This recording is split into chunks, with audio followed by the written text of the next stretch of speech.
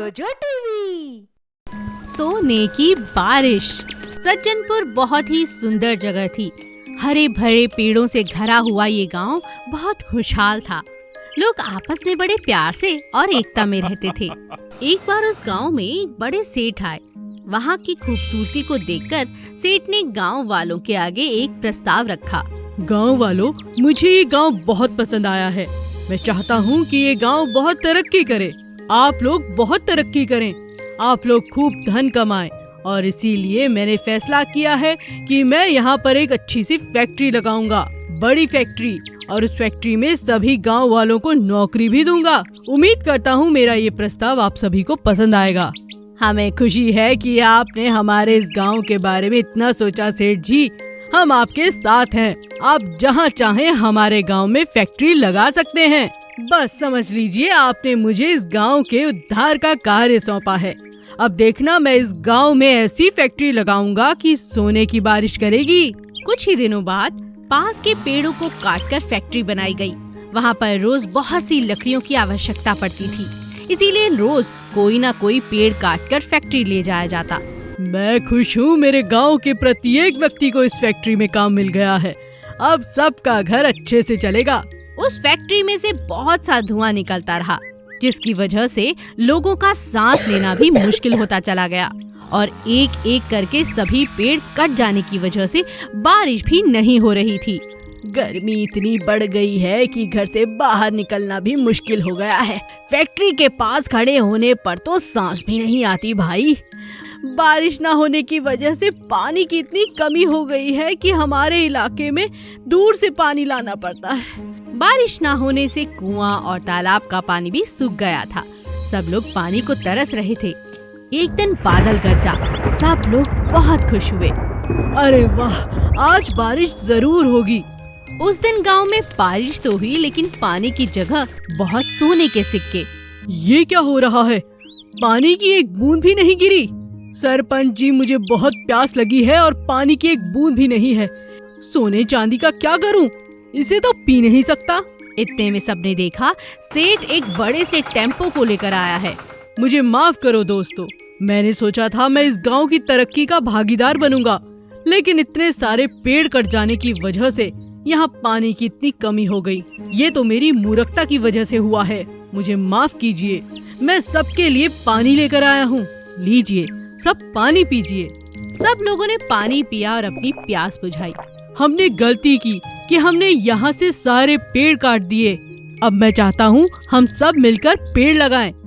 फिर सभी लोगों ने मिलकर आसपास के सभी जगहों पर पेड़ लगाए। थोड़े दिनों बाद ही बहुत अच्छी बारिश हुई और सब पहले की तरह खुशहाल हो गए। अच्छा और स्वस्थ वातावरण भी किसी वरदान से कम नहीं होता। काली कोयल और तोता। एक नदी के पास आम और अमरूद का बहुत बड़ा पेड़ था। आम के पेड़ पर कोयल का जोड़ा रहता था और अमरूद के पेड़ पर तोते का जोड़ा रहता था। वो हर वक्त आपस में झगड़ा करते रहते थे। कोयल को अपनी आवाज पर बहुत घमंड था। वो बहुत सुंदर गाती भी थी, और तोते को अपने रंग पर बहुत घमंड था, क्योंकि उसका रंग बहुत सुंदर था। दोनों कोयल बहुत चालाक थी। बड़ी कोयल ने कहा, सुन तोते, मेरी आवाज इतनी प्यारी है कि लोग मेरी आवाज सुनकर सुबह जाग उठते हैं, उनके दिन की अच्छी शुरुआत करते हैं और उनका मन खुशी से झूम उठता है। तोता उन्हें कुछ नहीं कहता, चुपचाप कोयल की बात को सुनता रहता है और घूमने के लिए उड़ने लगता है। छोटी कोयल कहती है, मुझे भी घूमने जाना है। नहीं नहीं, हम ज्यादा धूप में उड़ेंगे तो हम और भी ज्यादा काले हो जाएंगे। और हाँ, आज से हम नदी में सुबह और शाम दोनों समय नहाने के लिए जाएंगे, समझी? छोटी कोयल कहती है, मैं नहीं नहाऊंगी, मुझे नदी में डर लगता है, मुझे नहीं नहाना। एक बार नहाना भी मेरे लिए बहुत मुश्किल की बात होती है। एक दिन छोटी कोयल ने सोचा, हाँ, ये तोता अमरूद खाता है, इसीलिए ये इतना सुंदर है। आज जब ये दोनों तोते घूमने जाएंगे तो मैं इनके पेड़ से अमरूद लेकर खाऊंगी, फिर मैं भी सुंदर हो जाऊंगी। 2 समय नहाना नहीं पड़ेगा। तभी बड़ी कोयल कहती है, हाँ, नहीं, ऐसा कुछ नहीं होता और तुम भी ऐसा कुछ नहीं करोगी, समझी? नहीं तो कल वो हमारे पेड़ से आम तोड़ेंगे। उनकी आवाज हमारी जैसी प्यारी हो जाएगी और मैं ऐसा बिल्कुल नहीं होने दूंगी। तुम मेरे साथ नहाने चलो, हम दोनों सुबह शाम नहाएंगे तो हम भी सुंदर हो जाएंगे। चलो ना, चलो नदी पर। छोटी कोयल कहती है, नहीं नहीं नहीं, मुझे नहीं नहाना। मैं तंग आ चुकी हूँ रोज 2-2 समय नहाकर। हाँ, जरा सा भी रंग नहीं बदला। बड़ी कोयल छोटी कोयल को जबरदस्ती नदी पर ले जाती है। जब वो दोनों नहा रही होती हैं, अचानक से नदी में एक जंगली मछली आ जाती है और छोटी कोयल को दबोच लेती है। बड़ी कोयल रोने लगती है और अकेली रह जाती है। चमत्कारी ऊंटनी और अकाल। एक समय की बात है, एक रेगिस्तान के टीले के बीचों बीच सदफ नाम का एक शहर बसा हुआ था। वहाँ के लोग बहुत ही खुशहाल जिंदगी जी रहे थे, क्योंकि वहाँ का सुल्तान बहुत ही ज्यादा अच्छा था। सब कुछ सही चल रहा था, लेकिन सुल्तान के मरने के बाद जब उसका बेटा गद्दी पर बैठा, वह सुल्तान के विपरीत बहुत ही ज्यादा लालची और अत्याचारी था। सभी लोग उसकी बुराई किया करते थे। हमारे नए सुल्तान ने तो हमारा जीना मुश्किल कर दिया है। फिक्र मत करो, इसका इंसाफ तो कुदरत ही करेगी। और वैसा ही हुआ। एक दिन अचानक बहुत तेज भूकंप आया और उस भूकंप के कारण सदफ शहर के पानी के स्रोत सूखने लगे और जमीन फट गई और उसमें से अचानक एक बहुत खूबसूरत ऊँटनी और उसका एक छोटा सा बच्चा बाहर निकले। सभी लोग यह चमत्कार देखकर बहुत हैरान थे। अरे, ये कैसा चमत्कार है? यह तो कोई चमत्कारी ऊँटनी लगती है। चलो चलो इसे देखते हैं। हाँ हाँ, चलो देखते हैं। सभी लोग उसके आसपास जाते हैं और दूर से ही उसे देखने लगते हैं। अपने आसपास इतने सारे लोगों की भीड़ देखकर ऊँटनी का बच्चा उसके पास आकर छुप जाता है। तभी वह उन लोगों से कहती है, देखो, मुझसे डरो मत, मैं तुम्हें कुछ नहीं कहूँगी। मुझे ईश्वर ने तुम्हारी मदद के लिए भेजा है। मैं पहाड़ों के ऊपर जा रही हूँ। जब तक मैं यहाँ हूँ, मैं तुम्हें दूध, फल और खाने की चीजों की कमी नहीं होने दूंगी। बस मुझे पानी पिलाते रहना। सभी लोग यह सुनकर हैरान हो गए। तभी ऊँटनी के थनों से दूध बहने लगा और पूरा शहर धन धान्य से भर गया। ऊँटनी सबको खाने की चीजें देकर अपने बच्चे के साथ खूब सारा पानी पीकर पहाड़ों में चली गई। अब ऐसा ही निरंतर चलता रहा। ऊँटनी समय समय पर अपने बच्चे को लेकर शहर में आती, खूब सारा पानी पीती और लोगों को खाने पीने की चीजें देकर वहां से चली जाती। सभी लोग बहुत खुश थे। शहर में फिर किसी चीज की कमी न थी। लेकिन एक दिन जब यह बात अत्याचारी सुल्तान के कानों में पड़ी तो उससे रहा न गया। उसने अपने सेनापति से कहा, सेनापति, जाओ और अभी के अभी उस ऊँटनी को हमारे सामने पेश करो। सुल्तान ने ऊँटनी से कहा, हमने सुना है तुम बोल सकती हो, तुम चमत्कारी हो।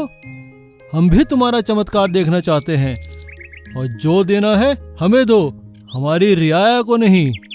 नहीं नहीं सुल्तान, मुझे तो ईश्वर ने लोगों की मदद के लिए भेजा है, आपकी मदद के लिए नहीं। ऊँटनी के मुंह से यह बात सुनकर सुल्तान को गुस्सा आ जाता है और वो तुरंत ऊँटनी और उसके बच्चे को मारने का आदेश दे देता है।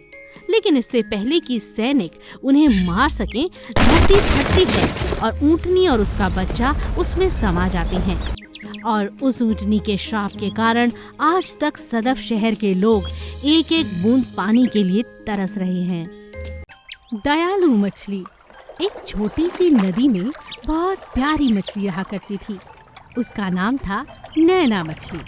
उसके साथ नदी में जितनी भी मछलियाँ थीं, वो उसे रानी मछली नैना कहकर पुकारा करती थी, क्योंकि वो बहुत दयालु और मुसीबत में सबका साथ दिया करती थी। इसीलिए रानी मछली भगवान पर पूरा विश्वास रखती थी। एक बार नदी में अचानक बहुत तेज बाढ़ आ गई। पानी जोर जोर से उछलने लगा। सभी पानी के जीव परेशान हो गए। रानी मछली ने कहा, किसी को डरने की जरूरत नहीं, हम इस बाढ़ का मिलकर सामना करेंगे। डरो मत, कुछ नहीं होगा, भगवान पर भरोसा रखो, आओ मेरे साथ। रानी मछली की बात सुनकर सभी मछलियों को जोश आ गया और सभी एक साथ तैरने लगी। और तैरते तैरते वे सब जहाँ पानी का बहाव हल्का था वहाँ पहुँच गईं। तभी एक छोटी नन्ही मछली को बहुत तेज भूख लगी तो उसने कहा, मुझे भूख लगी है, मुझे बहुत भूख लगी है, अब मैं और आगे नहीं बढ़ सकती, बहुत तेज भूख लगी है मुझे। छोटी मछली की बात सुनकर रानी मछली ने कहा, अरे अरे, रो क्यों रही हो, मैं तुम्हें खाना दूंगी, आओ चलो पहले हम खाना खाते हैं। रानी मछली इतनी दयालु थी कि खुद भूखी रहकर भी उसने दूसरी मछलियों को अपना खाना दे दिया। डरो मत, हम सब यहाँ पर सुरक्षित हैं, यहाँ पर बाढ़ नहीं आएगी क्योंकि यहाँ पर पानी का बहाव बहुत कम है। सभी मछलियाँ बहुत खुश हो गईं, पर कुछ दिनों बाद उस नदी का पानी सूखने लगा। मछलियाँ डर गईं, अब क्या होगा? वो सब रानी मछली के पास गईं। रानी मछली प्रभु के ध्यान में मग्न थी। रानी मछली, आंखें खोलो और जरा देखो, यहाँ पर तो पानी कम हो रहा है, जल्दी कुछ करना होगा। तभी रानी मछली बोली, तुम सब डरो मत, कुछ नहीं होगा, प्रभु पर भरोसा रखो, सब ठीक होगा, चलो मेरे साथ आओ। रानी मछली अपने साथ सभी मछलियों को लेकर जाती है और सब मछलियों के साथ मिलकर वहाँ से निकलने का रास्ता बना लेती है जो एक तालाब में निकल रहा था। सारी मछलियाँ मिलकर रास्ता बनाती हैं और एक एक करके वहाँ से निकलकर एक तालाब में पहुँच जाती हैं। सारी मछलियाँ बहुत खुश होती हैं और सब मिलकर रानी मछली का धन्यवाद करती हैं।